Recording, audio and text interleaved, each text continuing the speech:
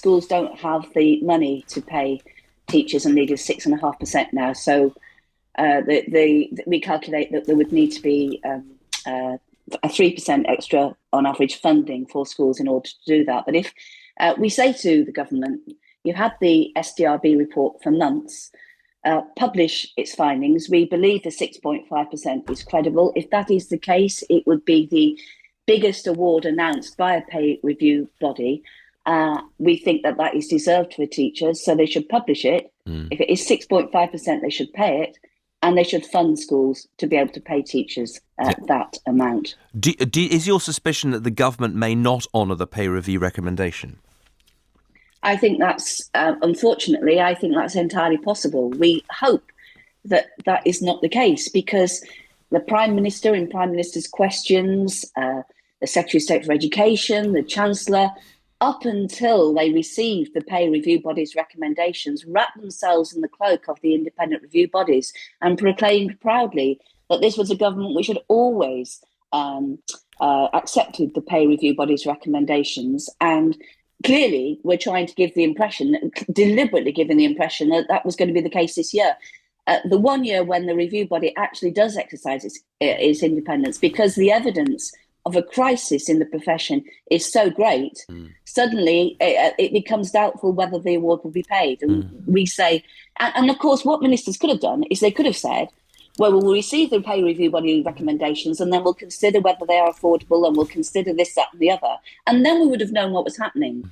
But to give the impression that we've always paid independent review bodies, and suddenly when the review body acknowledges that 9% of the profession left last year before retirement, that vacancies have increased fivefold since 2010. Yes. Suddenly, then it's not, there's a doubt whether it should be paid. This is just not acceptable. Well, we'll put that to Robert Halfon in about just before 8 o'clock. But given the fact that this is up in the air at the moment, we're waiting for this number to be published. We're waiting to see whether the government accepts it. Why are you balloting for further strike action in the autumn term? Why are you disrupting people's end of term activities? Important moments in children's education when this is still to be resolved.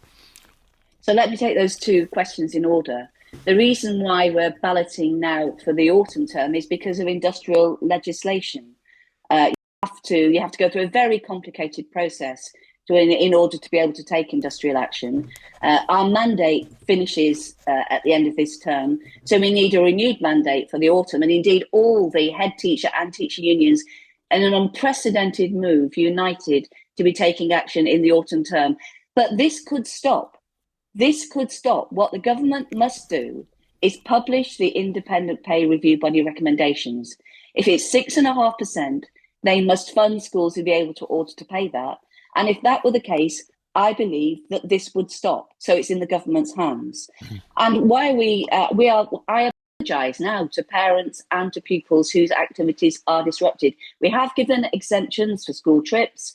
Many areas have changed their transition days, but we are very constrained when we can take action. And it is indeed essential that we remind the government now that this is a profession in crisis and they will not stay.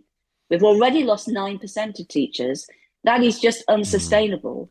And they will not stay in the profession. And parents know that there is a crisis in education every day, because we now have amongst the largest class sizes in the developed world, alongside Mexico, Colombia and Brazil. Yeah. We now have over 1 million children in classes of over 30. We now have 700,000 children learning in schools which are dilapidated or in danger of critical danger of loss of life or limb. The education system is in crisis. You do not get an education system by underpaying and undervaluing teachers and leaders and seeing them leave the profession. But it seems that we're getting this number out from the pay review body. We don't exactly know how the government's going to respond to it, and yet you are threatening to escalate, coordinate industrial action when a resolution could be near at hand.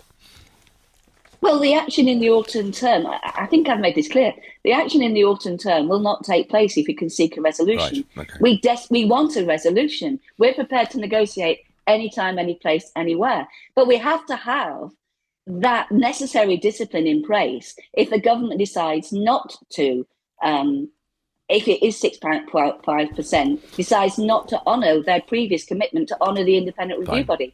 So let's hope they get round the table again. Understood. Well, we'll put those points to Robert Halfon at 10 to